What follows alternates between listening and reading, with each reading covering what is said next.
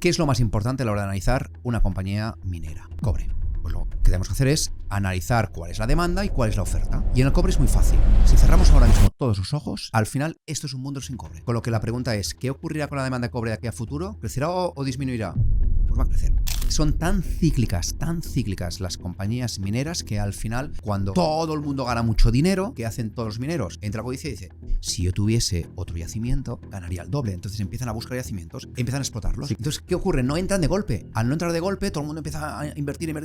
O sea, en ese momento la oferta sube, pero la oferta es superior a la demanda. Y los que pasaron a un pecado capital que se llama codicia, cuando las cosas iban muy bien, que han de pasar por el purgatorio. Lo primero que tenemos que tener muy claro es qué quieres hacer con tu fondo. Y todo esto plasmarlo en un folleto de inversión. Ese folleto de inversión son las guías que van a marcar la gestión de ese fondo de inversión para que un partícipe sin saber nada se lea las guías y diga, muy bien, este fondo es de renta fija, de renta variable, de mercado monetario, es flexible. Si tuvieras que meter todo tu dinero en una empresa, ¿cuál sería?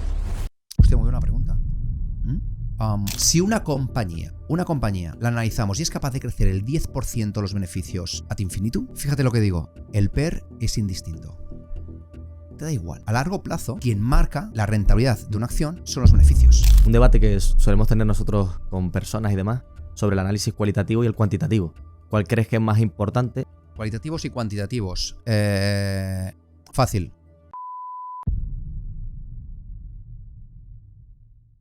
WIR ya está aquí. Si te falta tiempo para analizar empresas, no sabes dónde encontrar información y encima te falta convicción para invertir, esto es para ti. ¿Qué es WIR? Pues básicamente WIR es un servicio de análisis de empresas e industrias. ¿Qué hacemos? Pues básicamente lo que hace JP Morgan o Goldman Sachs, pero para el inversor retail.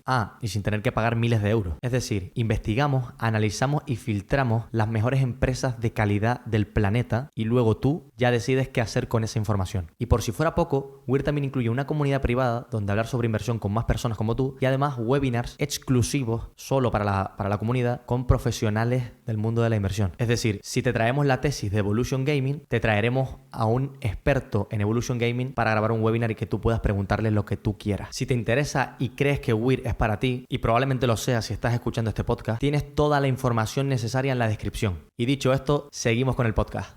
Muy buenas a todos, chicos, ¿qué tal? Y bienvenidos un día más a Territorio Inversor, el podcast de World Stocks. Como siempre estoy con Sualem. Y hoy tenemos el placer de tener con nosotros a Xavi Brun, director de renta variable de Tree Asset Management y asesor del Global Arrow Fund. Un placer. Hola, muchas gracias a vosotros por la invitación. Es un placer siempre. A ti por, como siempre decimos, dejarnos montar todo esto aquí en las oficinas, que están bastante guapas, por cierto. Sí, muchas gracias. Traes vuestra casa, tanto aquí en la oficina de Madrid como la de Barcelona. Están en Barcelona también. Sí.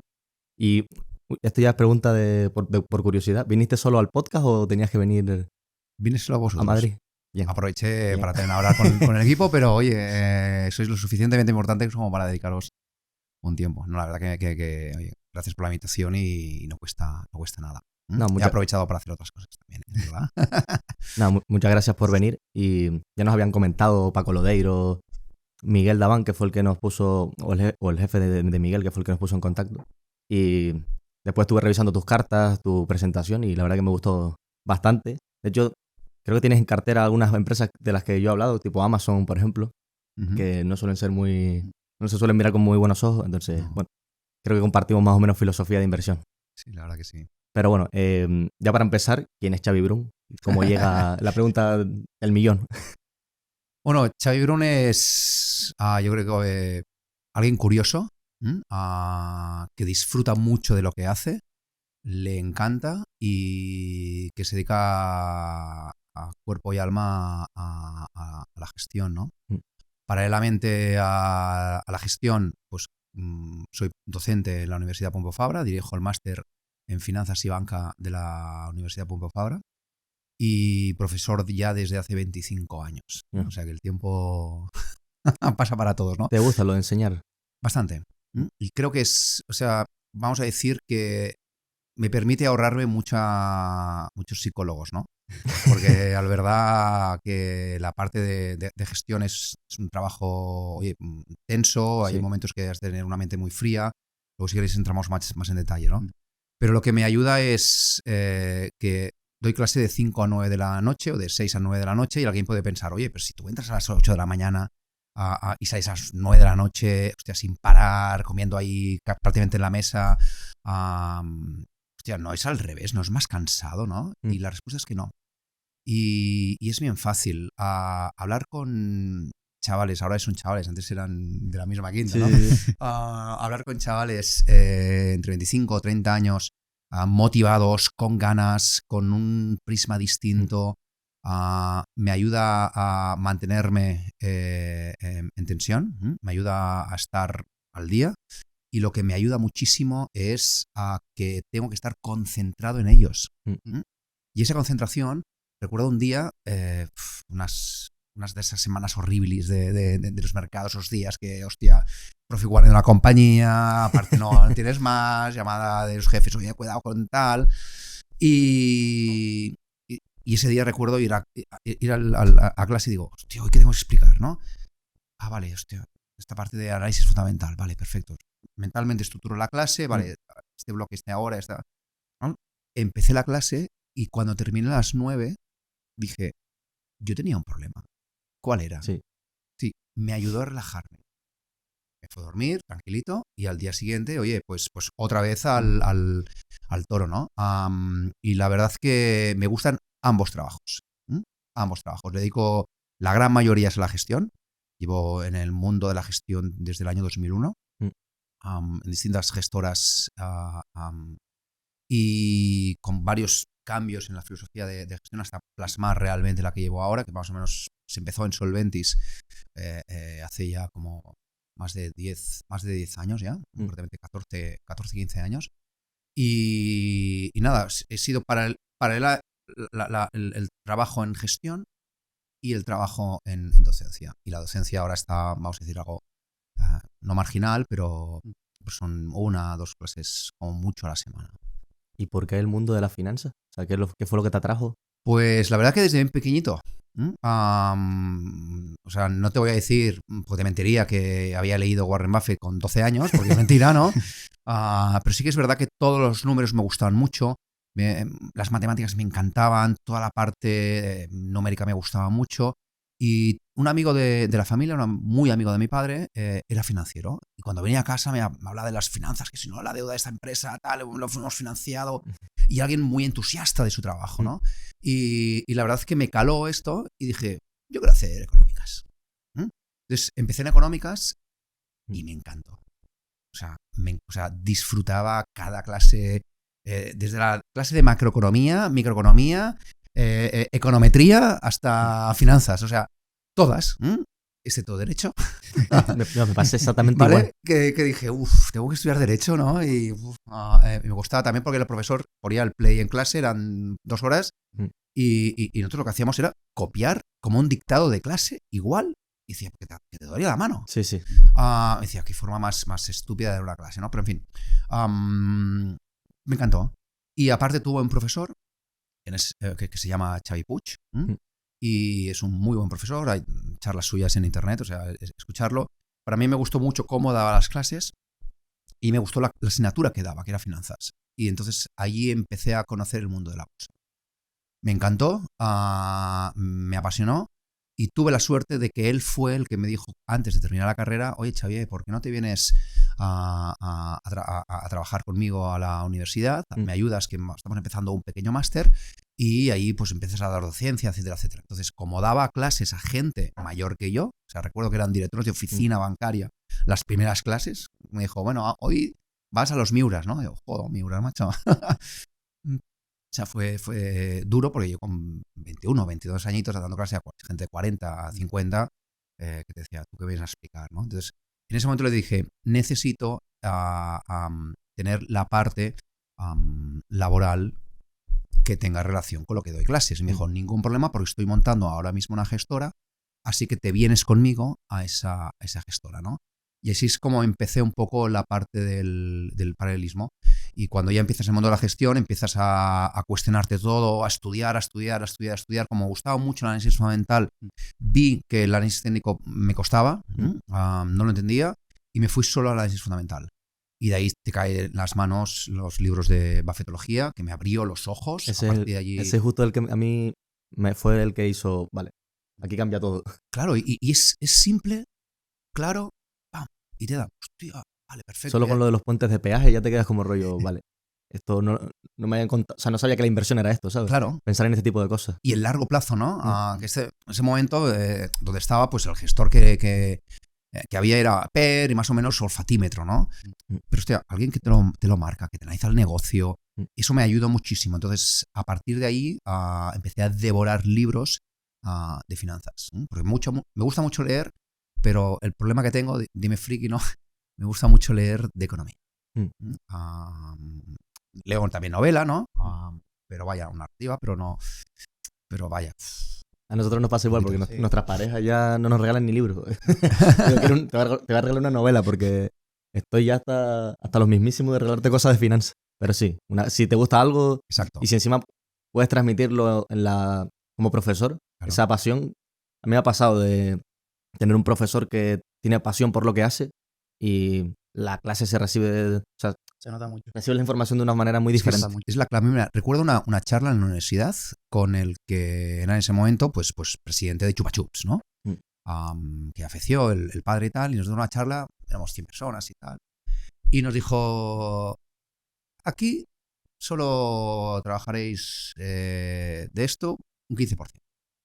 Y luego trabajaréis porque disfrutaréis de esto. La otra mayoría trabajaréis porque no queda otra cosa, y muchos de vosotros, algunos de vosotros, pues cambiará, ¿no?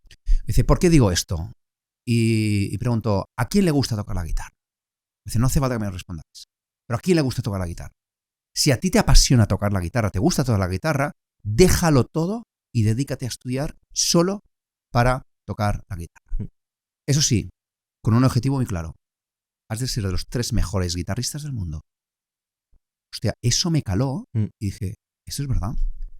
Así que esto lo pones más o menos en práctica, ¿no? Entonces dices, hostia, me tengo que dejar la piel en mi trabajo para intentar ser de los 3 mejores, ¿no?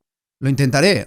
Sí. ¿Lo lograré? No lo sé. Pero como mínimo, que cuando haya terminado el viaje, claro, diga, es que lo he dejado todo aquí, ¿no? Y realmente cuando encuentras una pasión, cuando haces algo que te encanta, o sea, es un mito, ¿no? Pero ahí es un tópico, ¿no? Pero es verdad, es que estás 24 horas pensando en esto, ¿no? A mí me pasó porque yo jugaba fútbol semiprofesionalmente en la Unión Deportiva Las Palmas, ahí en la cantera. Y hubo un momento en el que me pasó que literalmente un día, cuando descubrí el mundo de la finanza y demás, me cambió el chip y dije, esto ya no es, o sea, ir a entrenar no es el mejor momento del día. El mejor momento del día es quedarme leyendo afectología o analizando una empresa o cualquier cosa de este estilo. Y ahí lo entiendes. Bueno, desde el fútbol, de hecho, para centrarme únicamente en esto. Entonces, entiendes lo del tema de la pasión. Y sobre lo de la parte de intentar ser el mejor, me acuerdo de una frase de Huerta de Soto que decía, tipo, que hay que apuntar a metas altas, porque, bueno, si te quedas a medias de una meta alta, claro, es mucho mejor que tratar de ser realista o menos ambicioso y, no sé, me recordó esa frase. Y añadiría, o sea, tomo la frase de Huerta del Soto, pero le añado el hecho de que aparte de intentar ser el mejor, has de tener un objetivo claro. ¿Qué quieres hacer dentro de 5 años? A los alumnos, cuando termino el máster, les hago un pequeño speech, y incluso en el colegio de mis hijos, pues me piden que vaya a dar charla a la gente de último curso para que ya pase a la universidad, para centrarse un poco, oye, pues me explica económicas, salidas, etcétera, ¿no? Y lo primero que les pregunto es, ¿sabéis qué queréis ser dentro de 5 años? Si la respuesta es que no tenéis un problema. Me dicen, no, pero 5 años mucho, no, tenéis un problema, ¿vale? ¿Verdad que no planificas unas vacaciones de verano cogiendo el coche? ¿Dónde vamos? Yo qué sé, tú tira millas y ya veremos, ¿no? ¿Verdad que planificas? Hostia, un lugar donde el que ir, ¿no? Más o menos cada día que hacer, a partir de ahí tienes una cierta... Pero tienes un camino que recorrer, de forma que no pierdes el tiempo. Con lo que si tú tienes claro dentro de 5 años qué quieres hacer, dónde quieres estar, es lo que comentaba. Métete metas muy altas, visualiza el camino, pues seguramente no llegarás allí, pero al menos te acercarás muchísimo donde tú quieres ir. Y lo más importante, sabrás qué pasos de hacer hoy para alcanzar esa meta, ¿no?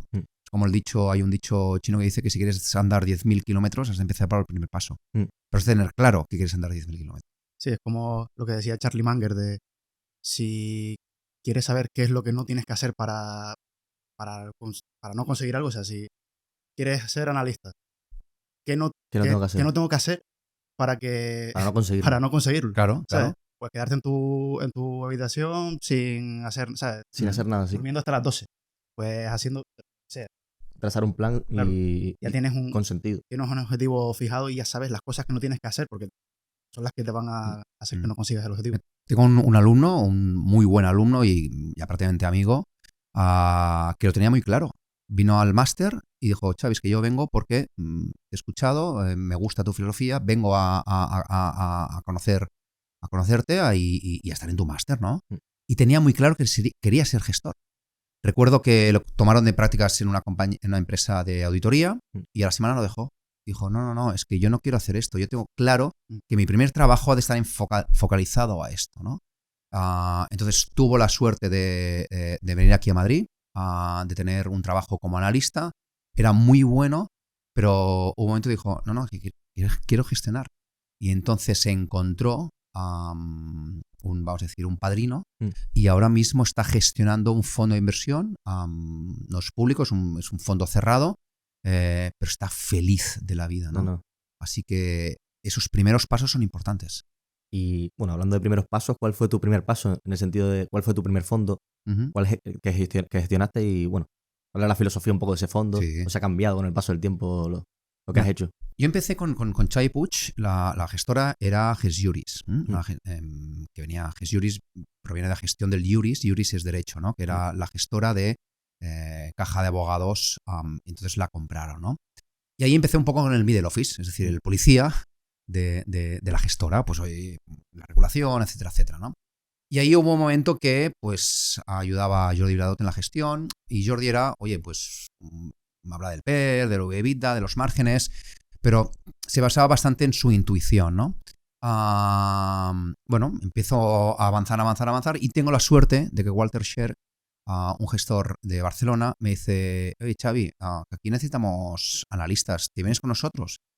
Y le dije, con los ojos cerrados. Y la razón es bien simple, lo escuché en una charla y dije, madre mía, qué mente tiene este hombre, ¿no? Así cuando me dijo y me dio la oportunidad de irme, con los ojos cerrados me fui, ¿no? Y eso estamos hablando del 2007 más o menos, y la verdad que allí éramos una oficina en Barcelona, otra en ¿cómo se llama? En Suiza, en Ginebra, y ahí eran dos socios, un socio español que estaba afincado en Ginebra y Walter en Barcelona. Y ahí empezamos a analizar. Primero analizábamos el fondo, que llevábamos a gestionar 2.000 millones de euros. Poca broma. Fuimos durante mucho tiempo el mejor fondo de renta variable global de Europa, o sea, con premios, o sea, algo espectacular. Una casa buenísima, ¿no? Y yo recuerdo que venía de GESJuris, de tener el Bloomberg y tal, y todo mucho de Bloomberg, poco análisis. Y cuando aterricé le dije, oye, tengo mi ordenador, ¿no? Y digo, ¿dónde está Bloomberg? Dice, Bloomberg, mira, hay uno para todos los analistas que está en la otra sala.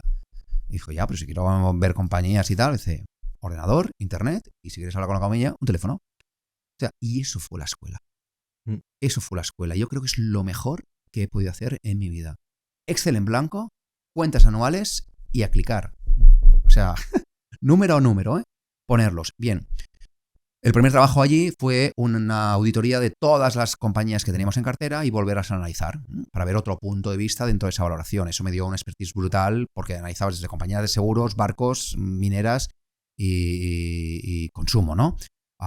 Pasas de todas. Una vez hice esto, me puse desde Barcelona se gestionaba un fondo de minas y ahí nos pusimos en el equipo de gestión del fondo de minas.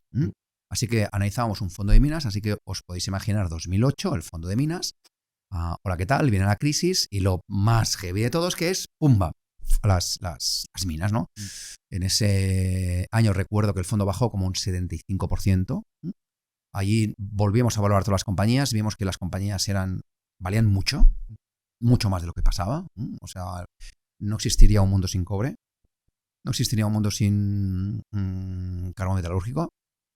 Y al final, las compañías mineras, como activo real que es, tú tienes una montaña, ¿no? Y esa montaña tiene un valor. Ya, pero es que los costes de extracción de ese producto son mucho mayores del precio actual, de tal forma que no lo extraes. Ya, pero eso es una opción. ¿A qué precio de ejercicio? El precio de extracción. Mm. ¿A qué vencimiento? Infinito. ¿Qué hicimos entonces? Valorarlas con opciones. Al valorarlas con opciones nos dimos cuenta que al final esa valoración valía como 4 veces más las cotizaciones. Y dijimos, nos quedamos. Pues bien, 2009 más 300%. Joder. O sea, salía, yo recuerdo en junio, y el verano, dice, ¿qué tal tu fondo? Bien, 100%, Salía ¿no? con el Ya me pecho ponía las inflado. gafas de sol y tal. Pero la verdad que, ¿qué ocurre? Que con un 75% de bajada necesitas un 300% Claro. de subida para quedarte igual. Pero hicimos el estudio y nos quedamos igual. Así que ahí, primer aprendizaje, la valoración. Ten en cuenta una valoración, analízala y créetela. Y con rigor. De tal forma que, uno, la valoración es lo que manda y si has hecho bien los deberes, tarde o temprano, esa cotización te vendrá, ¿no? ¿Qué ocurrió? Que el fondo global, no el de Minas, el fondo global, pues al final hubo un cambio cuando estuvo justamente en el bottom, ¿no? Cambio de compañías y no hizo la V perfecta, así que, oye, cayeron en picado los activos y hubo un momento que la oficina de Barcelona pues la decidieron cerrar y dijeron, oye, o a Ginebra o a la calle. Allí me voy a Solventis, estamos hablando del 2011 más o menos, y ahí en Solventis paso a gestionar el fondo Solventis EOS, renta variable europea, y ahí me dijeron, oye, renta variable europea no es minas, olvídate de las minas, ¿eh? Y yo, no, tranquilo, porque cosas que he aprendido es, una, el análisis, dos, el control del riesgo.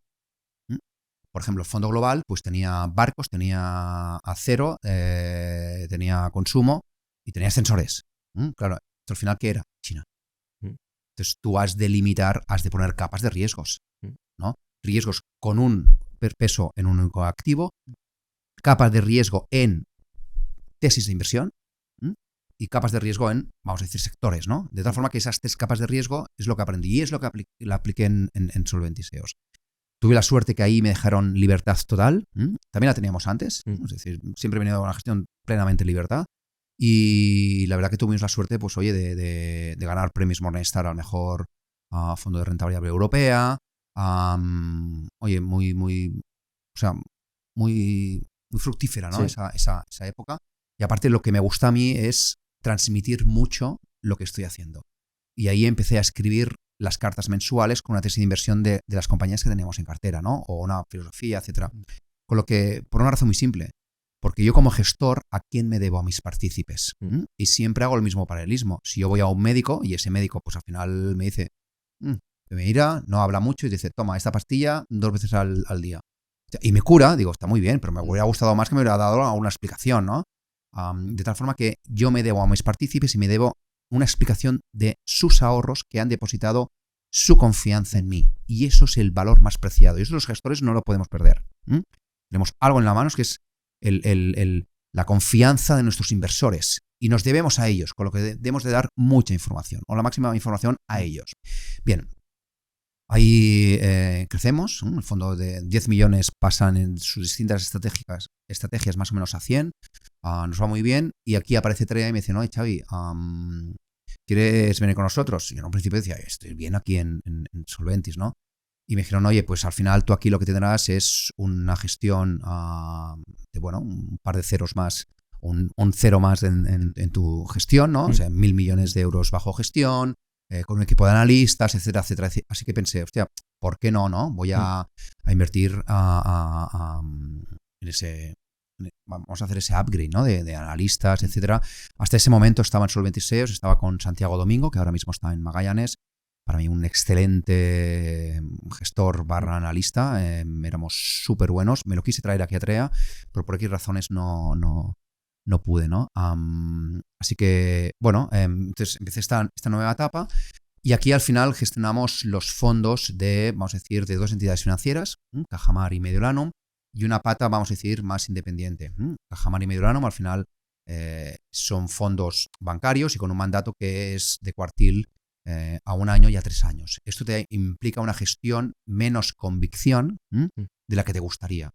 Pero bueno, lo estamos haciendo más o menos bien. Los fondos globales pues tienen 4 estrellas Morningstar. Bueno, en 2023 fuimos el número 3 en el plan de pensiones de renta variable global. Bien, contentos, ¿no? En cuanto a los resultados. Y en la parte de convicción, ahí gestionaba el fondo TREA European. El TREA European en 2019 no lo hicimos muy bien. En 2020 nos pusimos el 10 de expansión y el número 2 el año 2021. El 2022, como no crecía, lo hicieron fusionarlo con otro fondo y desapareció. Así que me quedé un poco huérfano de, vamos a decir, fondos de convicción. Y tuve la suerte de que al final aquí Marc Siria, que es el presidente de Diagonal Asset Management, me dijo, oye, Xavi, queremos que tú gestiones la parte de renta variable de este fondo que es Global Arrow. Global Arrow es un fondo de hace más de 20 años y tiene una historia muy buena con unos gestores detrás muy buenos. Y el promotor del fondo, Joan, pues me conoció y dijo, Xavi, que es lo que queremos, ¿no? Alguien con unas convicciones, unas ideas muy claras. Así que queremos que, nos asesores en ese fondo de inversión. Así que Diagonal es la gestora, pero nosotros somos el asesor de ese fondo de inversión que no deja de ser de convicción y en un principio la filosofía es 100% renta variable global. Y el Global Arrow empiezas en 2020, dijiste. No. El Global Arrow hace San Juan del año pasado. Vale, ok. Vale. Nada, o sea, relativamente poco. Lo que pasa es que el de convicción de TREA lo empecé a gestionar cuando entré. Vale, que es finales del 19, finales del 18 y principios del 19. Así que lo gestionamos y era el TREA European que era el de convicción. Pero ese fondo al final, 2022, por qué razones, pues lo fusionaron con otro y desapareció ese fondo más de convicción. Yo te quería preguntar sobre las materias primas y sobre ese fondo porque a nosotros es algo que vemos desde la barrera, porque no nos parece bastante complejo. Nos gusta más, es más sencillo analizar empresas más de calidad y con más flujos de caja más estables y demás. Entonces, te quería preguntar qué es lo más complicado o qué es lo más importante a mirar en ese tipo de compañías. Un poco para que la audiencia que esté interesada a lo mejor en invertir en materias primas, pues sepa qué es lo más importante. La verdad que, y ahora un paréntesis, o sea, de gestionar un fondo de minas, que es lo más cílico que te hayas echado a la cara. O sea, recuerdo que íbamos a Miami y que era hay una conferencia mundial brutal y éramos los únicos españoles, ¿no? Había un gestor más español, pero que estaba afincado en Estados Unidos y muy bueno, éramos pocos, ¿no? Entonces, bien. Y eso ha cambiado mucho. Luego, si quieres, hablamos un poco del cambio del paradigma. Entonces, un PER 6 era carísimo para mí, ¿no? Entonces, ¿qué es lo más importante a la hora de analizar una compañía minera? Lo primero de todo es saber qué es lo que extrae. Vamos a poner un ejemplo. Cobre. Pues lo que tenemos que hacer es analizar cuál es la demanda y cuál es la oferta. Y en el cobre es muy fácil. Si cerramos ahora mismo todos los ojos, al final esto es un mundo sin cobre. Con lo que la pregunta es, ¿qué ocurrirá con la demanda de cobre de aquí a futuro? ¿Crecerá o disminuirá? Pues va a crecer. Por mucho que el 50% de la demanda de cobre provenga de China y digan que China, lo que tú quieras. Si miramos el PIB per cápita y la evolución del consumo de cobre, lo que nos damos cuenta es que a partir de cierta riqueza de un país es una línea recta. Es decir, el consumo no crece, pero tampoco disminuye. Y esto es típico. Bien, si esto le damos un trabajo mayor, pues damos cuenta que India no está consumiendo la cantidad de cobre que debería consumir, con lo que aquí tienes un crecimiento más de demanda. Luego los coches eléctricos, luego las renovables, ¿no? Bueno, hay un consumo que hay, pero a largo plazo es un 3%, que es el PIB mundial. Esto es la demanda, bien, demanda fácil, 3%. ¿De dónde vendrá esta demanda? Vamos a la oferta. Al final los yacimientos mineros o las minas, lo que tenemos que pensar es que la oferta son piscinas de agua donde cada día se extrae un vaso de agua. Y un vaso de agua es un vaso de cobre. ¿Qué ocurre con esa piscina? Que al principio tú vas sacando, pero hay un momento que se termina. Con lo que cada año hay piscinas que se agotan. Con lo que has de encontrar nuevas piscinas o nuevos yacimientos. Entonces, ese trabajo es el que has de hacer. ¿Cuánto cuesta encontrar un yacimiento? Tienes el primer coste. ¿Cuánto es el coste de las nuevas piscinas, de los nuevos yacimientos? ¿Cuánto cuesta extraer ese mineral? Con lo que has de tener en cuenta, uno, de dónde te va a venir esa oferta y cuánto te va a costar la oferta. Y saltas 5 años. Bien, pues con esa oferta será suficiente. Si la oferta es suficiente, pues al final el precio será el cruce entre la oferta y la demanda. Claro. Y si la demanda tú estimas un 3%, y la oferta tanta cantidad, pues haces el cruce y el coste marginal, es decir, la el yacimiento que cueste más dinero extraerlo, ese será el precio. Con lo que ya tienes el precio de esa materia prima. Si en cambio no hay suficiente oferta, al final lo que es hacer es incentivar a los mineros actuales a que busquen nuevas piscinas, ¿no? De tal forma que ese precio de incentivo es distinto que el precio marginal. Porque el precio de incentivo que has de hacer, tú quieres que explote esa montaña que tengo allí, pero si el precio estará igual al coste, ¿no? Si me cuesta 3 extraerlo y el precio estará a 3, ¿qué rentabilidad tengo yo? Tengo que invertir en los hierros, ¿no? Si tengo que invertir en los hierros, yo quiero una rentabilidad. Con lo que el precio de incentivo es igual a qué? Al coste más una rentabilidad de tu inversión, que suele ser entre el 15 y el 20%. Bien, ya tengo el precio. Y a partir de aquí es fácil. Tiro hacia abajo los costes. ¿Sí? ¿Cuánto me cuestan los costes? ¿Cuánto cuesta extraer? Y al final es muy fácil. Ellos extraen toneladas métricas de tierra. Que tenga más cosas o menos cosas, me da igual, pero el coste es el mismo, es la tonelada métrica. Sí. ¿No? Entonces, extraer una tonelada métrica de algo, o un metro cúbico de lo que sea, ¿no? Entonces, ese metro cúbico de tierra, pues tiene un coste. ¿Qué ocurre? Que lo que has de ver es lo que se llama la ley. ¿Qué porcentaje de oro, cobre, de lo que sea hay en ese metro cúbico? Y si esa ley va disminuyendo, significa que el coste de extraer ese metro cúbico es el mismo, pero como extraigo menos output, ¿no? menos cantidad, los costes me van a subir. Pues haces esa visión, tienes las cuentas de resultados y dices, oye, tarde o temprano, ¿cuánto deben ser los precios? Que es ese 5 años. Pues, por ejemplo, en el cobre nosotros tenemos 4,5. 4,5 que puede ser tranquilamente 5, ¿no? Vale, pues el 4,5. ¿Cuánto cuesta a una compañía que, por ejemplo, tenemos en cartera? Atalaya Mining. Pues ¿cuánto le puedes extraer? 2,5 o 3. Vale, pues ¿cuánto teóricamente debería ganar? Pues $1 o $1.50. Pues vale, a partir de aquí tiras para abajo, impuestos, y ya tienes cuánto debería ser el promedio, los flujos de caja. ¿Y por qué digo ese número? Porque nunca se va a lograr. Porque son tan cíclicas las compañías mineras que al final, ¿qué ocurre? Que la oferta entra como aquel que dice por escaleras. Cuando todo el mundo gana mucho dinero, ¿vale? ¿Qué hacen todos los mineros? Entra la codicia y dice, si yo tuviese otro yacimiento, ganaría el doble. Entonces empiezan a buscar yacimientos, empiezan a explotarlos. Ciclo de capital. Claro. Entonces, ¿qué ocurre? No entran de golpe. Al no entrar de golpe, todo el mundo empieza a invertir, y a cabo de 2 o 3 años te das cuenta que empiezan a entrar proyectos, ¡oh! Y todos de golpe. O sea, en ese momento la oferta sube, pero la oferta es superior a la demanda. Hostia, ¿qué ocurre? Que los que pasaron un pecado capital que se llama codicia, cuando las cosas se van muy bien, que han de pasar por el purgatorio. ¿Ese purgatorio qué es? Que no ganen dinero y que si encima han pasado por la codicia y se han endeudado para ese yacimiento, o incluso, peor todavía, para comprar nuevas compañías, ¿no? Al final, ese endeudamiento es el que los mata, ¿no? De la forma que eso lo hemos de tener en cuenta. Así que, ¿cuándo hay que comprar compañías mineras? Cuando nadie las quiere, cuando los PER son altísimos. ¿Sí? Significa que no están ganando dinero. Y esto aplica no únicamente a las compañías mineras, a todas las compañías cíclicas. Tuvimos barcos hace muchos años. Recuerdo hablar con muchos gestores españoles sobre minas, ¿no? Antes de que todos tuviesen minas, pues recuerdo haberlos comentado, ¿no? Incluso Atalaya Mining, pues había trabajado con el CEO de Atalaya Mining, Alberto Lavandeira, nos había asesorado el fondo de minas en su día. Así que cuando supe que se fue para allí, lo hablé con él.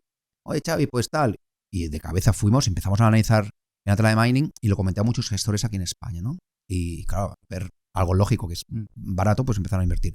Pero bien, en los barcos pasa lo mismo. Tú en los barcos, pues al final lo que ves es, oye, ¿cuánta demanda se va a expulsar? Porque los barcos son 20, 25 años de vida. A partir de aquí van muriendo, van desapareciendo, la oferta disminuye y la la nueva oferta es muy fácil. ¿Por qué? Porque miras los astilleros y cuánto van a entrar esos barcos, ¿no? Así que en los barcos pasa igual. Cuando los metaneros, por ejemplo, ¿no? O los containers, no, es buenísimo y tal, pues venga todo el mundo a pedir barcos, ¿no? Pues ha entrado el 30% de la capacidad en 2 años. Sí. O sea, ¿qué han de hacer los fletes? ¿Por dónde bajar? Porque ahora está lo del Mar Rojo, si no. Así que esa es la forma. Pero sobre todo, comprarlas cuando nadie las quiere. Y el tema de leer los ciclos, ¿das alguna parte de algún truco? ¿Qué métricas mirar para saber cuándo es el momento oportuno? O sea, para leer el ciclo, básicamente. No sé si me estoy explicando. Sí, cuando puedo ir a darse la vuelta. Exacto. Sí. Entender el tema de los ciclos. Sí. ¿Hay algo que tú puedas decir, esto mira esto, porque normalmente cuando ocurre este tipo de Inventarios. cosas... Inventarios. ¿Vale? O sea, en el ciclo al final es inventario, por una razón muy simple, porque cuando la demanda está altísima, y vamos a poner un ejemplo, ¿no? Semiconductores, que es cíclico. Y ahora se está viendo que ese ciclo, pues, al final es más largo, Sí. ¿no? De lo que se pensaba, ¿no? Entonces, ¿qué está ocurriendo? Pues tú miras inventarios. ¿Y por qué miras inventarios? Pues porque al final, cuando la demanda estaba muy alta, no había oferta y todo el mundo intentó añadir capacidad, ¿no? Usted intenta añadir capacidad, ¿cómo están los inventarios? A cero. Porque todo lo que hay se compra. Inventarios a cero. Hostia, estás a tope, esta es la parte alta del ciclo, más demanda que oferta, ¿no? A medida que va entrando la oferta, ¿qué hace la oferta? Va produciendo, pero no ponen, venga, voy a producir el 70% de la fábrica, no. Ponen el primer día a 100%, porque todo se consume, venga, tira millas. No, tira millas. ¿Qué ocurre? Que hay un momento en que si la demanda es muy alta, yo no te pido únicamente a ti un chip, te pido a ti un chip y también te lo pido a ti. Cuando se normaliza todo, ¿vale? ¿Qué ocurre? Que me mandáis los chips los dos. Al mandarme los chips los dos, digo, hostia, pero si solo estoy vendiendo uno, ¿qué hago? Hostia, pues el otro lo guardo en stocks. Os llamo a vosotros, digo, oye, que no hace falta más. Pero vosotros continuáis produciendo. Porque, hostia, tenéis el vicio, ¿no? De que todo lo que se produce se vende, ¿no? Y os dais cuenta que el inventario sube. ¿Qué hacéis en todo ese momento? Paráis la producción. Entonces, al parar producción, ¿qué ocurre? Que tú paras la producción, paras el PIB, ¿no? Paras las ventas y tienes los stocks. Se va acumulando inventario. Oye, entonces son todo inventarios. A medida que la demanda va recuperándose, porque lo bueno de la demanda es que, si tú lo analizas bien, al final no para de crecer. Al final el mundo crece, ¿no? Entonces, tú vas subiendo esa demanda, la vas subiendo. Entonces, lo primero que haces es, en lugar de producir, ¿qué haces? Lo que haces es disminuir el inventario. Así que vas disminuyendo el inventario. Así que cuando el inventario se sitúa en niveles inferiores a la media, ahí es cuando le has de echar el ojo. Hay que echar el ojo. ¿Sí? Hoy día, pues en semis, por ejemplo, pues nosotros tenemos posiciones en semiconductores, algunas de ellas algo cíclico, ¿no? Y el problema que ha habido es que el inventario que se esperaba que se consumiese durante todo el 2024, pues al final se está alargando un pelín más. Pues porque coches eléctricos no se están vendiendo, o los coches no se venden, los que venden chips para coches, o la parte industrial está bien, pero se relaja, ¿no? Así que en la parte de chips, si uno los analiza el 2024 y quita Nvidia, todo lo demás es, ojo, que está en la parte baja del ciclo. Y aprovechando, bueno, que eres el director de renta variable de TREA, y esto nunca lo hemos tocado, igual que el tema de las mineras, que yo creo que Sí. va a quedar una parte brutal, masterclass de Manuel, pero ¿nos podrías explicar un poco el proceso para crear un fondo de inversión? O sea, cómo se crea, qué se necesita y este tipo de cosas. Por si hay alguien como tu alumno que quiere ser gestor y, Sí. y quiere montar un fondo. Primero necesitas un padrino, ¿no? Es decir, reunir un capital, ¿no? Y ese capital, pues al final formar un fondo de inversión. Ese fondo de inversión, como es el ahorro de la gente, y hay dos cosas muy importantes, que es el ahorro y la salud, pues aquí la CNMV es muy rigurosa. Entonces has de estar, pues, unos aspectos legales, que es estar gestionado en una gestora. Luego el carnet que tengas, el pasaporte, que puede ser luxemburgués o español, da igual, pero ha de estar en una ¿Cuál es el papel de la gestora en todo esto? O sea, el papel de la gestora sí. es darle, vamos a decir, un paraguas legal a ese fondo de inversión. Y ese paraguas legal, vamos a decir que tiene 3 figuras. Tiene 3 figuras para que tú y yo, que pillamos a ti y te decimos, oye, tienes 3 millones, venga, va, con 3 millones ya podemos montar un fondo, ¿no? Montamos el fondo con 3 millones de euros y tú y yo hablamos, oye, ¿qué tal si le quitamos 100.000 euros cada mes? No se va a enterar. ¿Sí? Para evitar esto, que hay 3 figuras. La del gestor, la de gestora y vamos a decir la del depositario. Bien, ¿el gestor qué hace? El gestor habla con el broker y dice, quiero comprar y vender. Perfecto. El broker dice, ningún problema, tengo la parte del gestor y ya está. El gestor no toca ni un euro en su vida. Es más, lo tiene prohibido. O sea, yo no tengo firma en las cuentas corrientes para poder hacer traspasos. ¿Quién lo tiene? Oye, la gestora. ¿Vale? La gestora, una vez, que no es front office, no es el gestor, ¿no? Vale, muy bien. El gestor ha dado esta orden de comprar 1.000 Apples. Vale, muy bien. ¿Cuánto valen? Tanta cantidad de dinero. El broker ¿Ha recibido la orden? Sí, check. Back office. ¿Hemos recibido la orden del broker? Sí, check. ¿Sí? Así que ya tenemos, el back office tiene las dos órdenes. Entonces, ¿qué hace entonces? Ordenar al banco, ¿sí? Que pueda hacer la transferencia. Pero el banco no transfiere nada hasta que no tenga el papel en regla, que es front office, broker y gestora. De la forma que esta triangularidad que nos permite que sea imposible meter mano en un fondo. Imposible. Entonces, ese aspecto legal es el que transfiere, ¿no? Pues esa legalidad. Además, pone unas capas de riesgo. No podemos hacer lo que queramos. Y esas capas de riesgo siguen, vamos a decir, el principio académico de la diversificación. En la carrera habíamos estudiado que a partir de 16 títulos, pues la diversificación más o menos disminuye. Es decir, tú tienes un fondo con una acción, el riesgo es de esa acción. Si tienes dos acciones, el riesgo disminuye. No riesgo, la volatilidad, ¿no? La volatilidad, no es riesgo, es volatilidad. La volatilidad disminuye, es decir, la dispersión, porque cuando uno sube, el otro puede bajar, ¿no? Y en conjunto, o sea, que los movimientos sean más pequeños. Bien, en 3 disminuye. Pero a partir del 16 aparece una asíntota donde ya añadir un 17, pues ya disminuye. Sí. Pues bien, ese número mágico 16, ¿qué es lo que te hace? Que aparezca la ley del 5-10-40. ¿Qué te dice la ley del 5-10-40? Que no puedes tener ningún activo por encima del 10% de la cartera, que los que están por encima del 5% han de sumar como mucho 40. Así que si yo miro a activos del 10, ¿cuántos voy a poder tener? 4. El 60% restante que voy a tener por debajo del 5%, ¿no? Vale, pues si tengo esos 6 y tengo un 5%, al final tengo 12 activos. 12 más 4, 16. De forma que esa ley de la diversificación más académica es donde está en las leyes. Así que esa gestora nos da ese paraguas legal pues para que no se pueda robar y para que al final el inversor tenga una cierta diversificación, ¿no?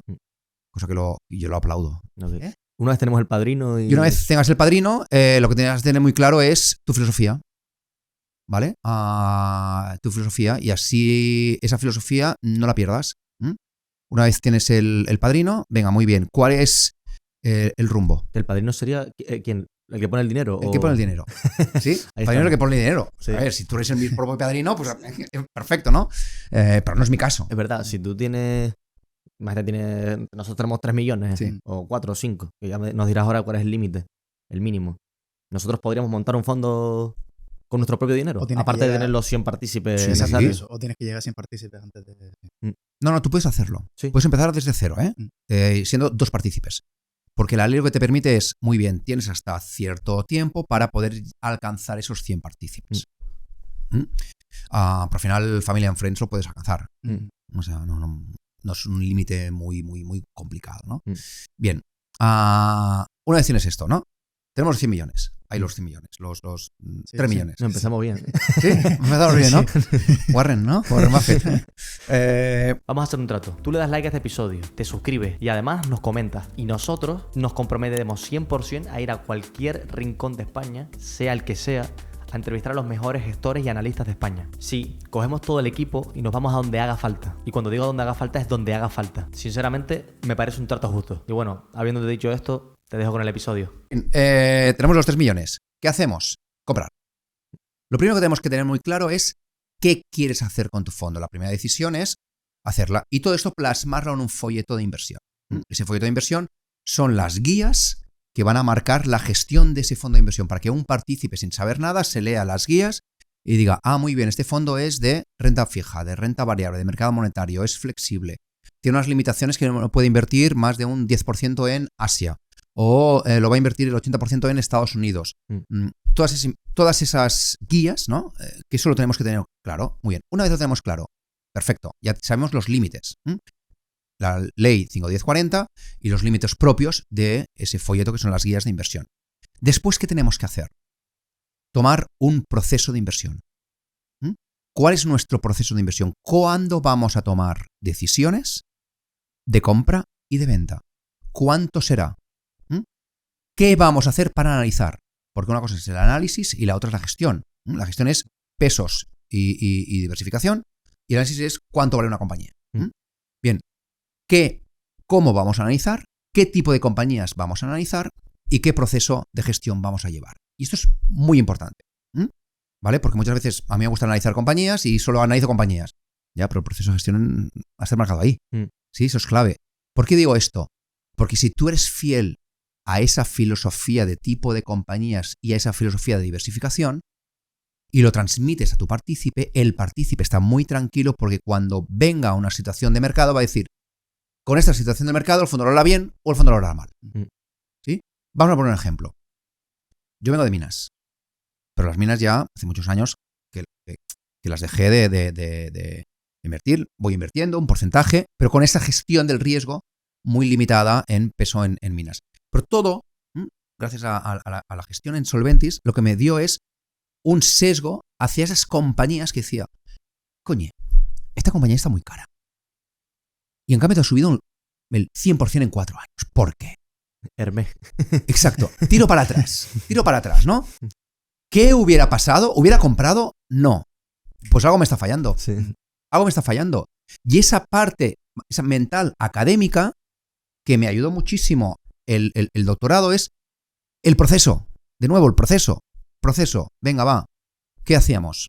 Vamos a estudiar, post-mortem, cuáles son las causas de crecimiento. Y esa pizarra en blanco, viendo las causas del crecimiento, al final se me iluminó y dije, como Arquímedes, ¿no? Que dijo en la bañera, eureka, ¿no? Eureka. Y dije, ya está. Son las compañías que tienen la capacidad de crecer los beneficios de una forma estable, creciente. Con lo que un PER 25 puede ser un PER baratísimo. Un PER 8 puede ser un PER carísimo. Y ahí me di cuenta de que hasta ahora miraba el PER como algo estanco. Ahí en ese momento me di cuenta que las cartas de Berkshire Hathaway, que Charlie Munger cobraba importancia. ¿Sabes cómo se te quitan unas vendas a los ojos y dices, ahora lo veo todo? Me pasó con Terry Smith, sobre todo, que es el que más hincapié hace en lo de las empresas de calidad.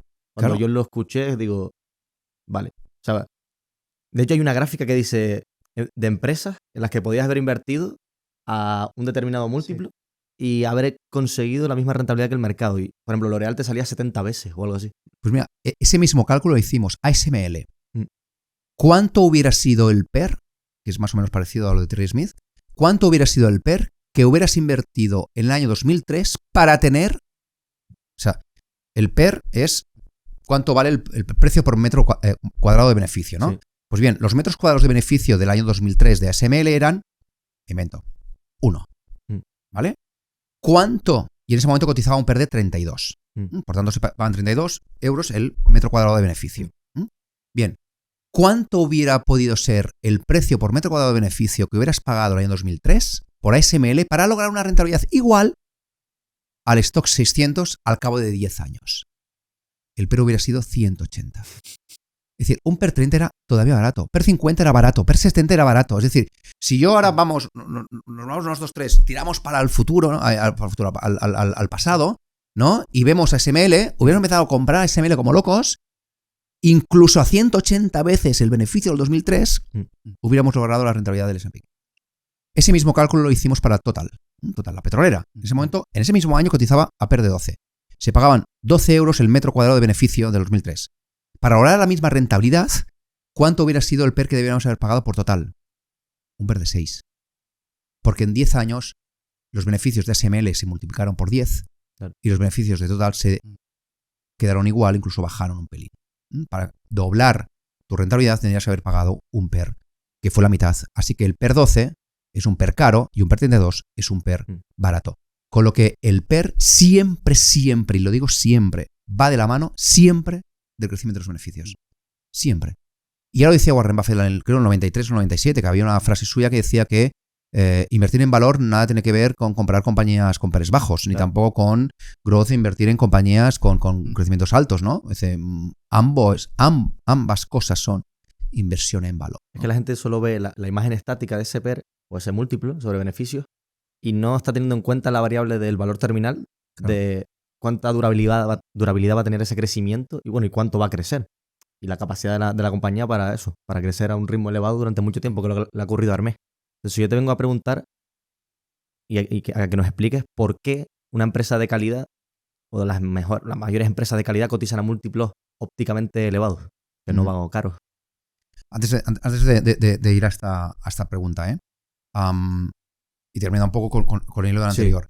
Al final, pasé de mineras a entender esas compañías y decir, es que es más fácil analizar un negocio y que esos beneficios te vayan creciendo que no intentar adivinar el ciclo. Así que nos hemos pasado a compañías compounder, que es lo que llamamos. Así que esas pizarras en blanco, que suelo hacerlas los viernes en la tarde, ¿no? Cuando todo se relaja y a punto del fin de semana, o en casa cuando los niños ya están durmiendo, ¿no? Con el iPad, pizarra en blanco y mi lápiz, pues clasificamos los negocios, los pusimos en compounder. ¿Qué podemos decir? Esa es calidad, ¿no? Bien. Entonces, yendo a la pregunta, ¿no? Porque al final un PER alto puede ser un PER barato, ¿no? En esencia esa es la pregunta. Así que tú al final lo que has de ver no es lo que pagas por los beneficios de hoy, ¿sí? Sino que cuánto va a ser el crecimiento de esos beneficios. Y lo vamos a llevar al extremo, porque entonces llevándolo al extremo podemos entender muy bien que pues Hermes cotice a unos múltiplos altos o Microsoft cotice a unos múltiplos altos, ¿no? Bien, si una compañía la analizamos y es capaz de crecer el 10% los beneficios ad infinitum, ¿sí? Ad infinitum, fíjate lo que digo, el PER es indistinto. Te da igual. Es que es matemático. O sea, a largo plazo el múltiplo no importa tanto como el crecimiento. Da igual. ¿Por qué razón? Porque a largo plazo, quien marca la rentabilidad de una acción son los beneficios. Son los beneficios. El múltiplo te puede dar una parte de esa rentabilidad. Cuanto más corto plazo, más peso tiene esa variabilidad del múltiplo, ¿no? Pero a largo plazo quien manda es el beneficio. Así que lo que tenemos que hacer es, Hermes, muy bien, dentro de 5 años, ¿cuántos serán esos beneficios? Y a partir de aquí determinar cuánto es el múltiplo dentro de 5 años. Si ese múltiplo al cabo de 5 años es un múltiplo más o menos bajo con los beneficios de 5 años, ya compra. Sí, compra, ¿no? Determínalo. Nosotros para ese múltiplo, ¿no? Eso que comentabas, determinar el múltiplo, hacemos un ejercicio que al final es más o menos fácil y que nos ayuda mucho, muy rápido a determinar si un PER es caro o barato, ¿no? Y lo que hacemos es lo siguiente. Miramos compañías a 5 y 10 años, ¿no? Y miramos, muy bien. Compañías, matemáticamente hablando, O sea, se puede hacer en un Excel este ejercicio. Y miramos una compañía que crezca el 20% durante 10 años, los beneficios. De 1 pase 1, 1,20, 1,44, bla, bla, bla, ¿no? 10 años. El 10º año, a partir de ese momento, los beneficios se crecen al 3%. Es decir, no tienes prácticamente crecimiento. Esto lo hacemos para compañías con crecimientos del 20, del 15, del 12, del 10, del 5, del 3 y del 0. Hacemos todo. Y todas al 10º año terminan creciendo al 3%. ¿Qué hacemos también? Pues que reparten, vamos a decir, entre un 10 y un 20% de los beneficios en dividendos. Así que, ¿qué es lo que te quedas? Valor de un bono.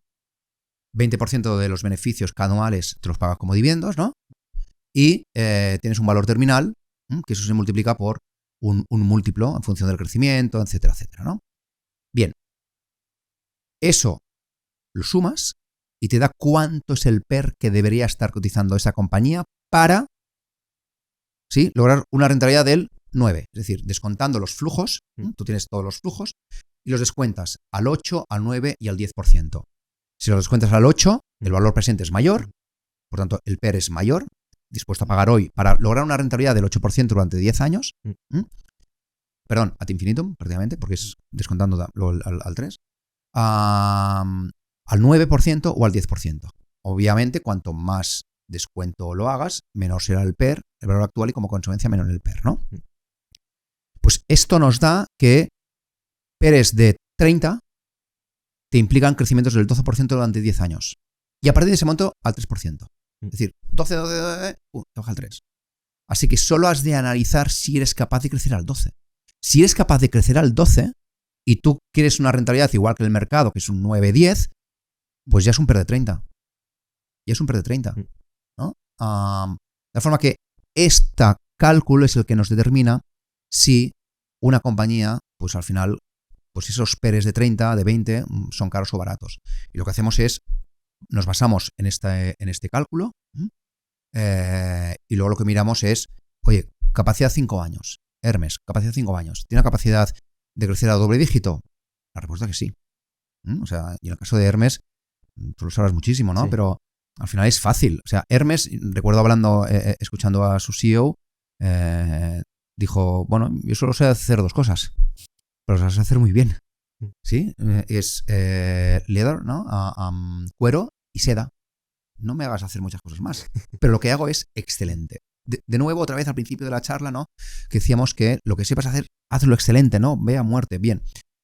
¿Qué ocurre? Que como se va al ultra high rico, ¿no? Pues ahí, ¿qué es lo que hace? Pues lo que hace es incrementar el precio por la inflación. Ya, pero la inflación es el 3. ¿Cuánto sube el precio? 5. ¿Por qué más que la inflación? Porque es lujo.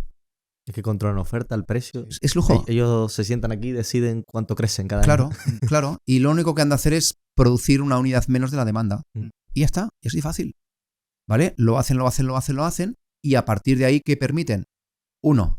Crecen la cantidad de productos vendidos a través del PIB.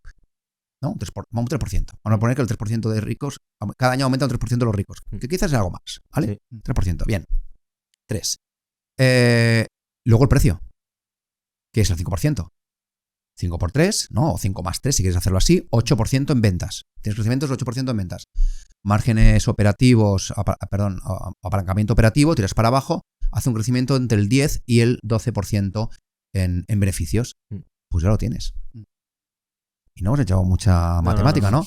Y prueba de que tiene una ventaja competitiva que cuesta muchísimo sustituirla, esa ventaja competitiva, ¿cuál es? Que las beneficio por tienda, margen operativo por tienda, si en Louis Vuitton, en Kering está en 3 millones de euros por tienda, es decir, cuando ves una tienda, 3 millones de euros, promedio, ¿vale? Hermes tiene entre 12 y 16 por tienda, ¿eh? Se nota mucho. O sea Ahí se nota porque paga. Sí. Claro. Y solo lo ves, o sea, yo Claro. vivo en Barcelona y en el Paseo de Gracia veo colas de Hermes y digo, mira, cash flow, ¿no? Así que eso es importante. Yo te quería preguntar que mencionaste el tema, bueno, estabas haciendo el ejercicio de Excel y mencionaste la tasa de descuento. Y yo, quizás esto es una duda que tengan algunos oyentes, y es, ¿cómo piensas en la tasa de descuento? ¿Piensas como una fórmula tipo WACC? ¿O piensas como un coste de oportunidad? ¿O una tasa que le exiges a la inversión mínima? ¿Cómo lo haces? No lo uso, ¿No la usas? ¿vale? He hecho el ejercicio matemático Sí. porque al final es un cuadro, que es lo invito, si es otro pasaré y tal, porque es muy fácil, ¿no? Es 1, ¿no? De beneficio. ¿Cuánto me va creciendo el beneficio? Abajo le pones el 20% de dividendos. Esto es lo que vas cobrando cada año. Y al final de todo, lo que haces es cuánto es el valor ad infinitum a un crecimiento del 3, ¿no? Y esto es fácil, eso es de la carrera, ¿no? O sea, es último beneficio partido entre la K menos G. Si la K es el descuento del 9, pues 9 menos 3, ¿no? Exacto. Y todo descontado al 9, si todo esto lo descuentas al 9 al valor, te dará un valor actual de esa compañía. Como el beneficio es 1, eso ya directamente es el PER. ¿Bien? Vale. Esto lo utilizo para tener una sensibilidad que, analizando rápidamente, por ejemplo, Louis Vuitton, digo, hostia, PER 21, está barato. Sí, porque PER 21, cojo el cuadro y digo, con una rentabilidad o una tasa de descuento del 9% y unos crecimientos del 10 para Louis Vuitton, ya te estoy dando el 12 de Hermes, del 10, ¿qué PER sería? Pues un PER 25. Pues está cotizando un PER 21, pues ya está barato, ¿no? Bien, aquí solo cuando utilizo, porque lo que me gusta es ver beneficios. O sea, esto es la parte más académica, la sensibilidad. Ahora nos vamos a la valoración, lo que me determina qué comprar y qué vender. En esa valoración lo que hacemos es beneficio quinto año. Y aquí tenemos varias componentes, que son 3. La primera es cuánto pagas por kilo de beneficio hoy, es decir, el PER, y cuánto debería ser el PER para una compañía con estas características. Entonces, si hoy pago 25 y para una compañía con estas características sería un PER de 20, pues ahí tengo una caída, una pérdida. Otro factor de rentabilidad, el crecimiento de los beneficios. Yo puedo pagar menos por kilo o por metro cuadrado de beneficio, ¿no? Porque pago mucho por metro cuadrado de beneficio, pero esa casa, esa empresa, genere más metros cuadrados, ¿no? De la forma que tengo la caída por precio metro cuadrado, pero se compensa con el crecimiento de los metros cuadrados. Y la última son los dividendos que yo estoy cobrando, ¿no? Bien, esto es a 5 años. ¿Cuánto es el valor de esa compañía? ¿Cuánto es el valor actual? La diferencia es el margen de seguridad. Margen de seguridad que va es vivo. Cada año voy añadiendo un año más, ¿no? Bien, entonces no hago tasa de descuento. Ok. Porque la tasa de descuento al final, ¿qué has de tener en cuenta? Has de tener en cuenta 2 cosas. Una, ¿cuánto es la tasa de descuento? Sí. 2, ¿cuándo logras los flujos de caja? Y vamos a poner un ejemplo. 2022. 2022, Meta. Meta valía 300.000 millones de euros, de dólares. Y generaba 30.000 millones de euros en flujo de caja. Y se gastaba 25.000 en el metaverso. Sí. Buah, metaverso, cae, aparte, oye, pues aquí Europa le prohibió pues que obtener datos de sus usuarios, tal y cual. Apple también, TikTok por ahí. Exacto, ¿no? Y buah, un caos, tal, caída. Y digo, ejercicio simple, ¿no?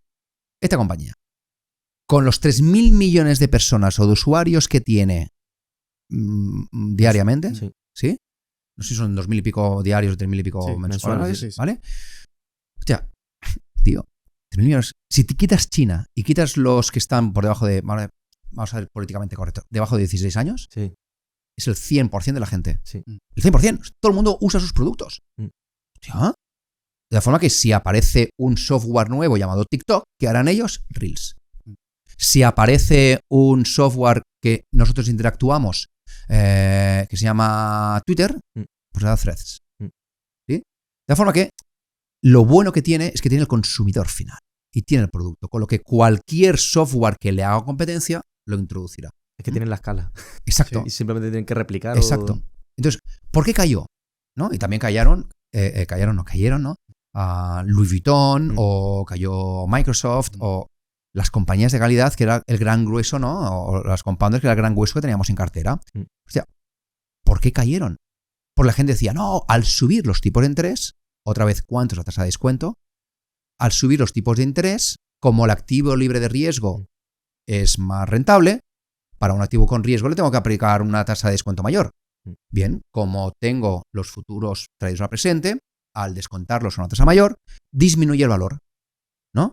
Con lo que tú tienes el numerador, que son los beneficios, denominador, que es la tasa de descuento. Esa tasa de descuento, con el simple hecho de subir los tipos de interés, te aumenta la tasa de descuento, con lo que si el numerador, este numerador te queda igual, el denominador te aumenta, ¡pam! Para abajo. Y te paras a pensar, dices, a ver, una compañía compounder, que es que compone los beneficios, es decir, tiene el interés compuesto de los beneficios, por tanto, crece los beneficios cada año un 10-12%, ¿no será capaz de trasladar la inflación a sus clientes? Nestlé, Microsoft, ¿no es capaz de trasladar ese 10% de incremento de costes a sus clientes? La respuesta es que sí.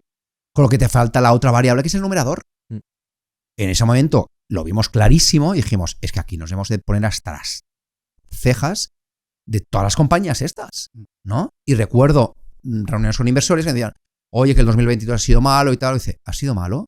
Pero es que la oportunidad que tenemos ahora es espectacular. Sí. Gracias a ello, oye, pues el año 2023, nuestro fondo de inversión de formato plan de pensiones, pues llegó a ser el número 2, ¿no? Número 3, perdón. Entonces, oye, pues tienes esa variable. Entonces, la tasa de descuento no la utilizamos, porque te da mucha variabilidad. Sí. Es más, es que pregúntale a Amancio Ortega. Amancio Ortega, ¿sí? 2020. Amancio Ortega, es que claro, ahora el riesgo ha aumentado por el COVID. Tu compañía vale menos. ¿Qué te responde Amancio Ortega? Que no. Claro, no te vendo ni una. Que no. Vale menos, no vale menos, vale lo mismo. No. Oye, Amancio Ortega, que los tipos de interés han subido, que tu compañía vale menos. ¿Perdona? No vale menos, vale lo mismo. Vale lo mismo, ¿no? Así que no nos gusta hacer, o sea, respuesta larga para decir que no nos gusta hacer Está bien. la tasa de descuento, porque al final es el valor en bruto. Te da igual cuándo logran ese beneficio, pero la idea es que ese beneficio ha de llegar. Sí. Esos son tus esfuerzos, no el cuándo lo lograrán, sino que lo lograrán. Y cuando valoran una compañía, hacen un rango de valoración, un precio exacto, porque yo creo que hay como 2 personas en la inversión. Unos que creen que el precio tiene que ser exacto al milímetro con decimales, y el otro que dice, no, mira, es un rango amplio que tiene que ser así. Un rango. Sí. O sea, tenemos un valor, vamos a decir un precio objetivo, si quieres decirlo así, que es vivo, ¿no? Y que lo actualizamos como mucho 4 veces al año, que es cuando presentan resultados. Presentan resultados, ahora que está ahí un tsunami de resultados, ¿no? Los miras, las compañías que tienes en cartera, pues obviamente escuchas la call, la competencia intentas que también, y si no lo haces ahora, pues en trayecto a casa escuchas la call, ¿no? Y lo que haces entonces es ver un poco, oye, ¿cuál es el feeling? ¿Ha cambiado algo ese beneficio a largo plazo que tú tienes? No. Next. ¿Cambia algo porque, hostia, donde tú pensabas que era mucho es menos o al revés? Sí, pues cambias la valoración. Así que sí que tenemos un precio.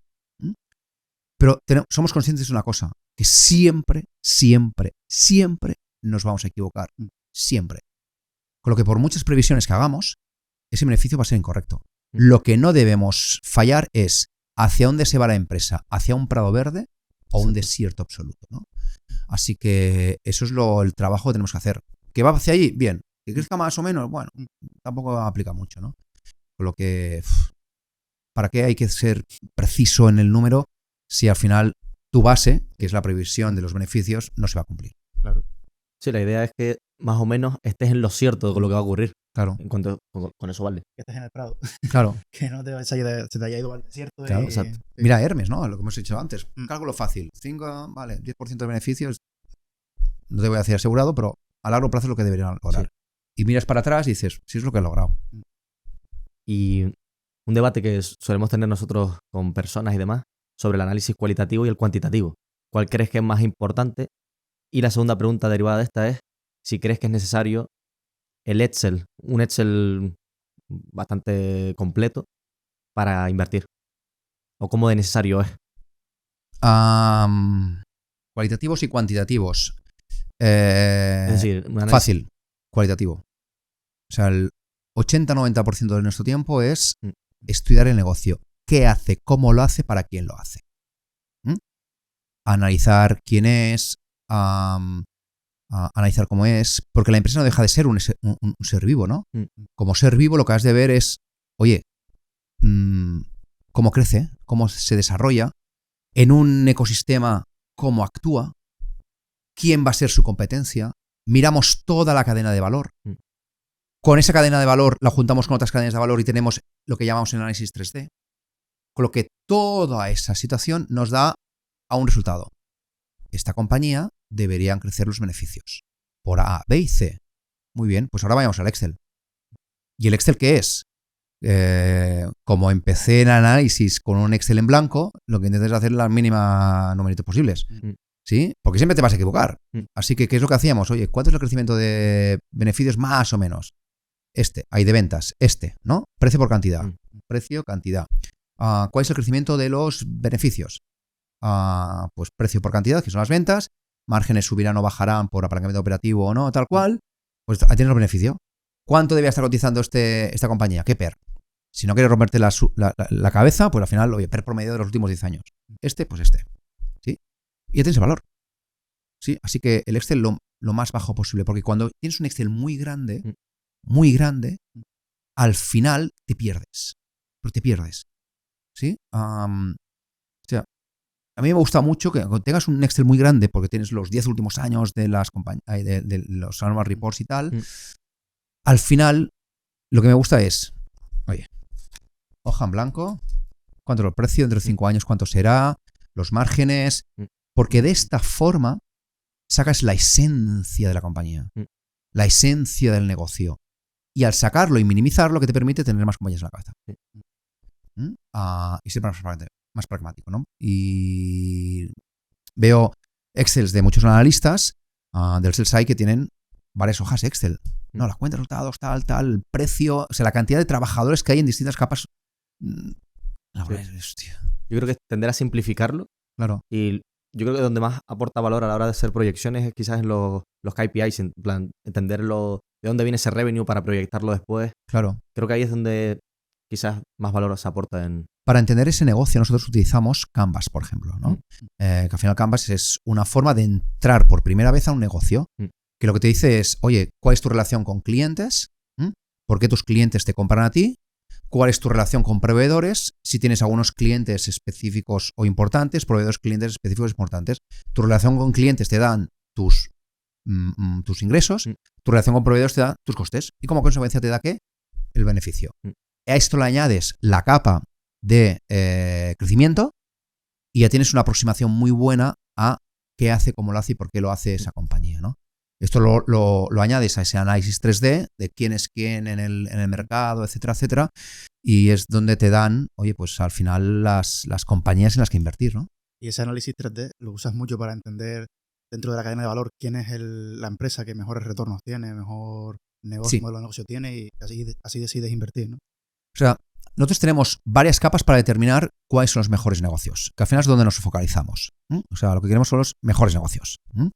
Y al final aquí, pues Saylor te dice las 10 reglas de oro, porque al final, oye, no vamos a inventar la rueda, ¿no? O sea, es esto, ¿no? Pero al final, con esta variable que puedes encontrar compañías de calidad que no están en el radar de mucha gente con ese análisis. Así que nuestra primera capa es universo. ¿En qué nos centramos? En compañías compounder. Esas compañías compounder son compañías donde los 10 últimos años los beneficios han crecido de una forma estable, creciente, mayor al PIB y la inflación. Es decir, ese 6%. De forma más o menos estable. Una vez lo tienes, como el juego lo quieres, clic, clic, clic, clic, te quedas con esas compañías, ¿no?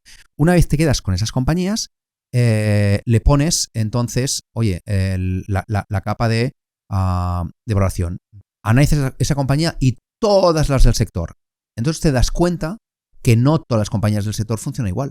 Siguiendo el hilo de Hermes, te das cuenta que los beneficios de Hermes en 10 años te ha hecho esto, de Louis Vuitton te ha hecho esto, de Kering te ha hecho esto, y Burberry, por ejemplo, te hace esto. Es decir, Burberry no es lujo, es fashion, ¿no? Incluso Inditex es más lujo, entre comillas, que Burberry. Kering tiene un problema concreto, ¿no? Y luego Hermes es otro animal. Entonces, ves ahí que son distintos animales a pesar de estar en el mismo medio, ¿no? En la sabana, pues no es lo mismo un león que una jirafa, ¿vale? Bien. Y luego pasas al análisis 3D. El análisis 3D lo que nos permite es empezar una compañía y empezar a ver todas las relaciones. Vamos a poner un ejemplo, ¿no? Novo Nordisk. Novo Nordisk es una compañía que nosotros desde SIA la teníamos. O sea, estoy hablando del 2010, ya la teníamos en cartera. En Solventis la continuamos teniendo en cartera y lo que miramos era, oye, los diabéticos, ¿no? ¿Qué está ocurriendo con los diabéticos? Ya no estoy hablando del GLP-1 y tal. Bien, entonces, analizas Novo Nordisk. Ves que Novo Nordisk tiene una ventaja brutal. Y la Eli Lilly, y que detrás, ¿quién viene?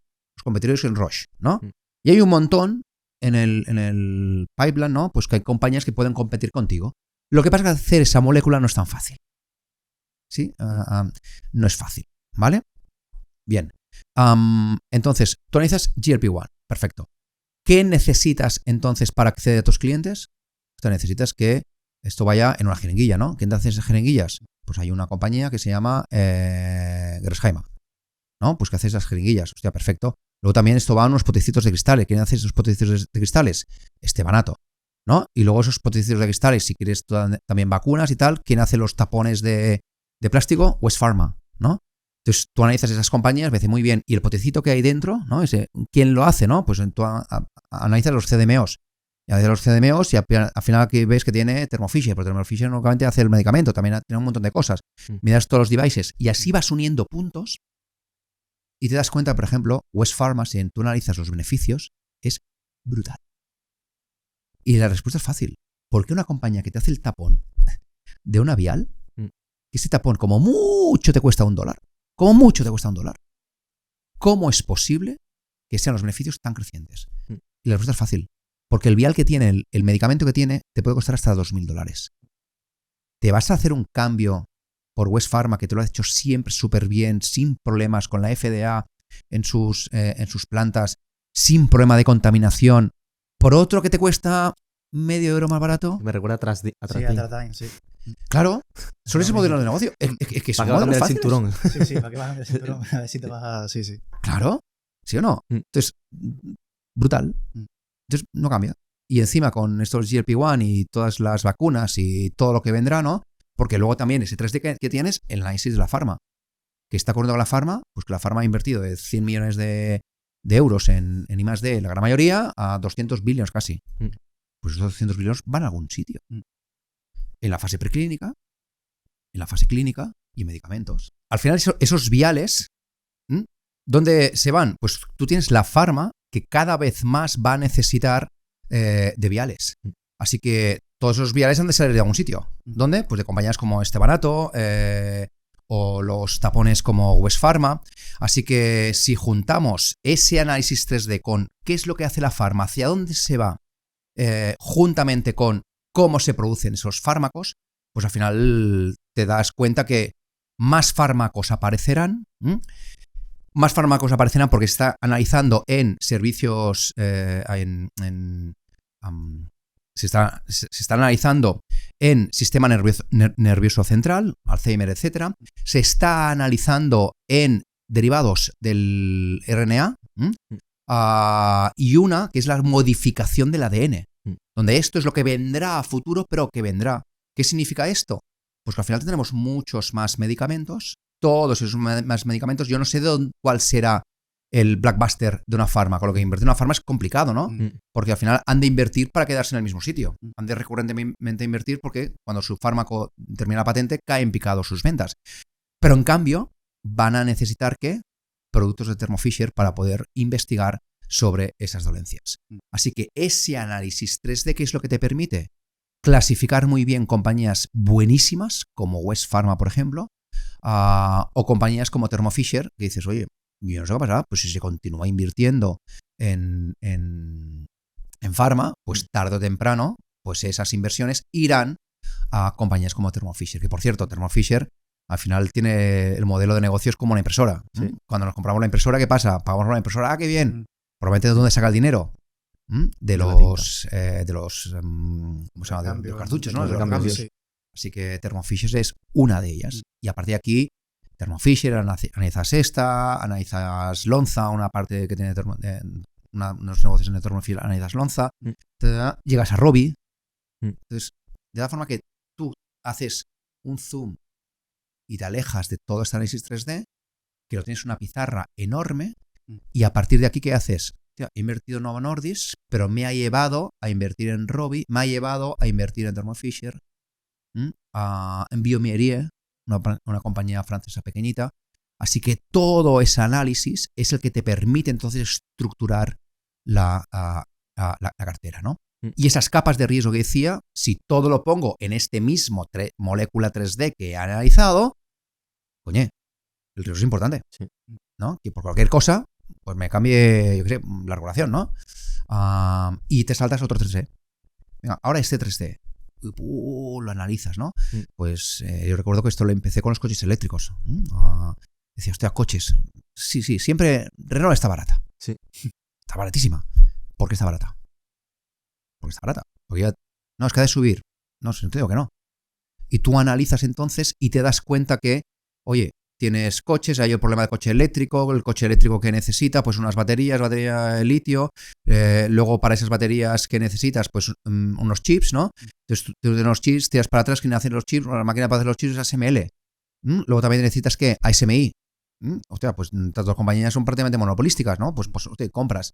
Luego que necesitas, esos chips también se hacen únicamente para los coches, también se hacen ¿para quién? Para la industria. Que falta digitalizar esa industria. Pues esa industria, digitalizarla también ¿para qué? Para la generación de electricidad. Esa generación de electricidad que necesitas, un cable, Prysmian. Ese cable que tiene, cobre, Atalaya. De tal forma que todo ese análisis 3D, ese ejercicio, te va tirando del hilo y al final encuentras inversiones buenísimas, pero siempre con el foco clarísimo en compañías compounder. A mí me recuerda a Michael Mauboussin, el último PDF que subió, creo, el de Measuring the Modes. Sí. Que sacaba una foto literalmente de todo. O sea, no sé si era del sector de la aviación o... Sí, era de la aviación, sí, ¿no? me suena de Traten. Eso no lo vi.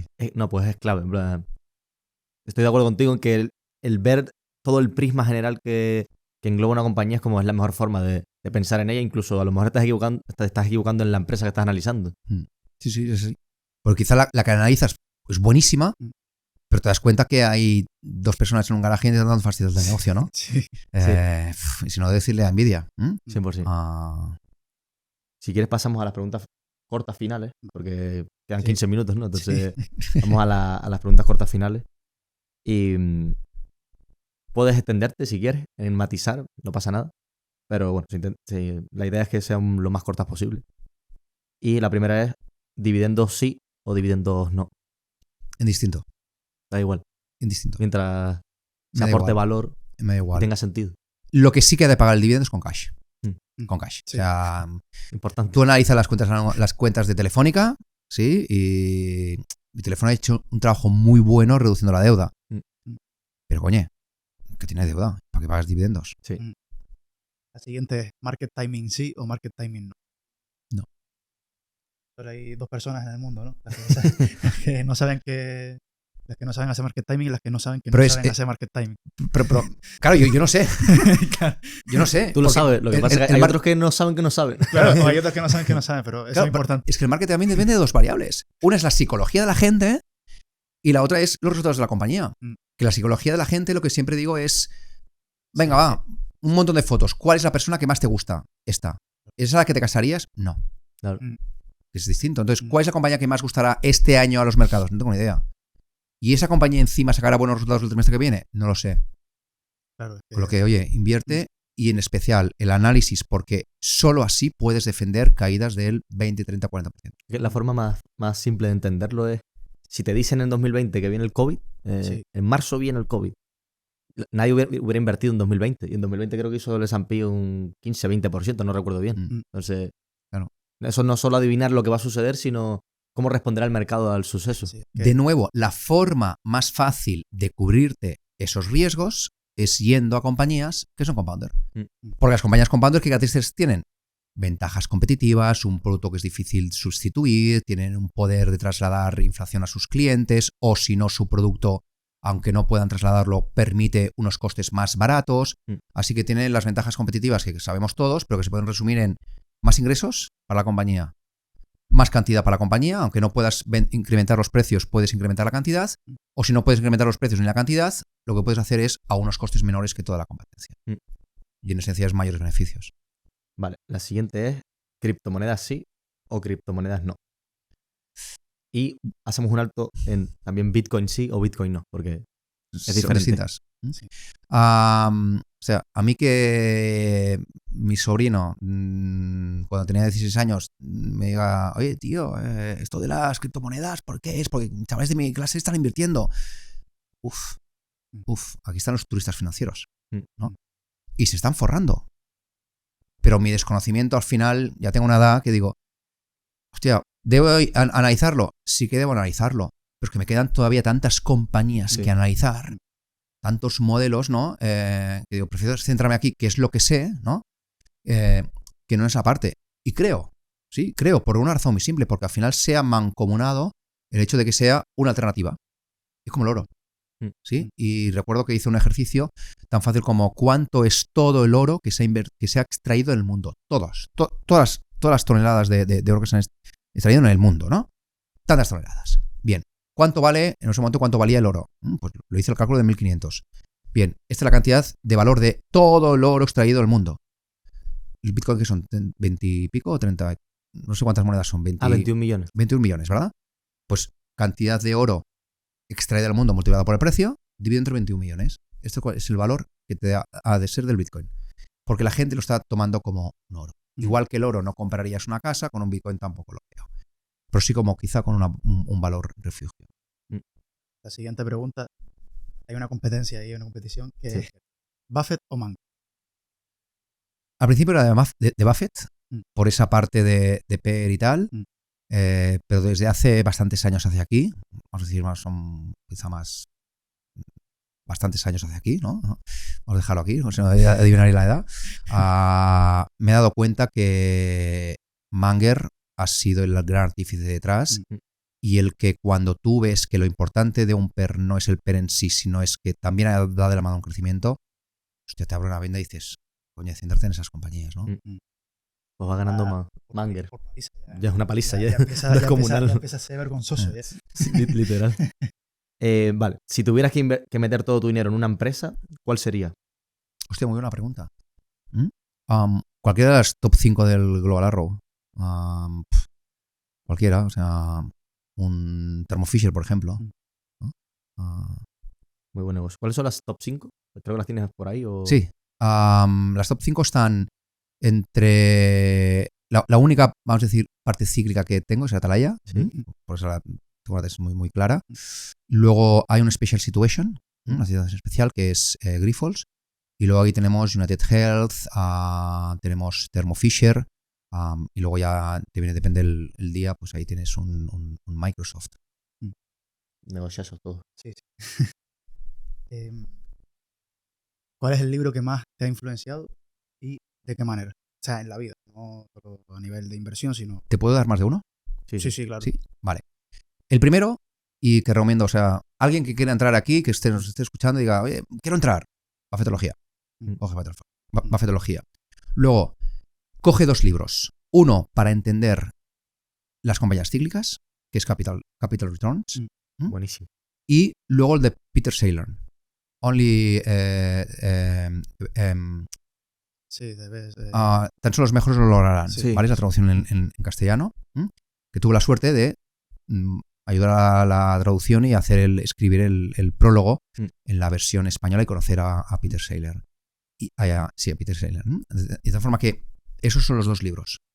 Pero por la filosofía más compounder de calidad, si quieres, Buffettología, Saylor, leer Fan Smith y a partir de aquí cualquier compañía o libro que te caiga en las manos. Para empezar esos 3. Son lecturas que te cambian la vida, sí. Literalmente. Y sí.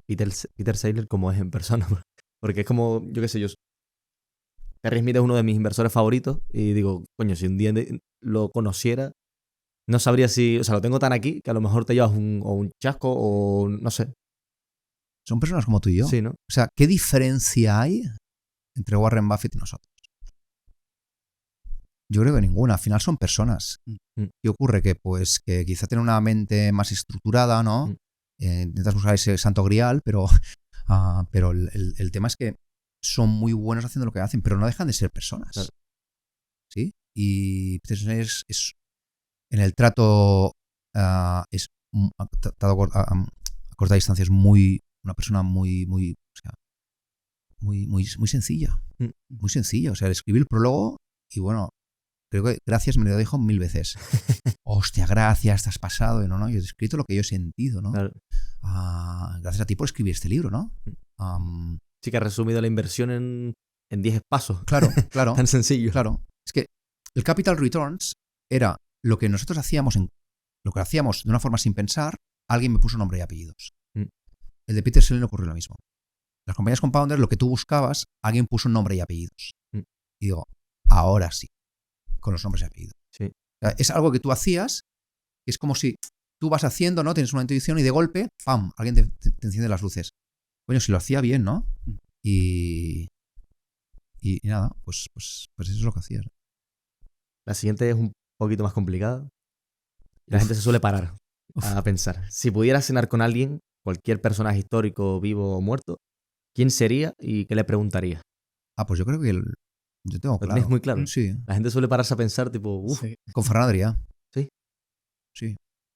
Sí.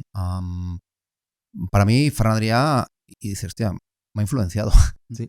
Me ha ayudado a ver ese 3D, ¿no? Que juntamente, yo tengo una hermana bióloga y tenía libros de biología y ese 3D me gustaba, porque tenía un libro de moléculas, ponías las gafas y lo veías en 3D, me gustaba mucho, ¿no? Y Ferran Adrià, ¿por qué me ha inspirado, no? Porque quiere tirar millas, tira millas, tiene muy claro dónde quiere llegar y quiere ser el mejor. Hostia, esa pasión, que en ese caso es la cocina, quiero que me la transmita. Tuve la suerte de cenar un par de veces en su restaurante y tú lo que ves ahí no es una obra de arte. Es que esto no sé lo que es, pero es una obra de arte, ¿no? Y la verdad que su clasificación y su intentar buscar la esencia de las cosas, que cuando terminó o cerró el Bulli, hizo la Bullipedia, ¿no? Que es la enciclopedia de todos los alimentos, intentó buscar esa esencia. Pues eso ha sido un poco la base de ese 3D, buscar la esencia de las compañías exactamente igual, qué modelo económico hay, con lo que por ahora he encontrado los modelos de negocio, ¿no? Esos 6 tipologías de negocio que nosotros tenemos clasificadas, pues quizá el siguiente paso que estamos intentando buscar es, muy bien, en compañías compounder, ¿cuál es la esencia de las compañías, ¿no? ¿Cuál es el modelo que rige esas compañías? Así que, Ferran Adrià. Tiene esperada. Sí. Pero muy buena, muy buena. Se nota que vas muy en sintonía contigo. Y por último, la última pregunta es, ¿qué es lo último que has aprendido y que te gustaría compartir con nosotros y con la audiencia? Puede ser de cualquier cosa, no tiene que ser de inversión. Sí, como si aprendiste a hacer un guiso Sí, hace 2 días. mira, esta es la mejor forma de comer. Sí, exacto, cualquier cosa. Recomiendo. ¿Qué he aprendido?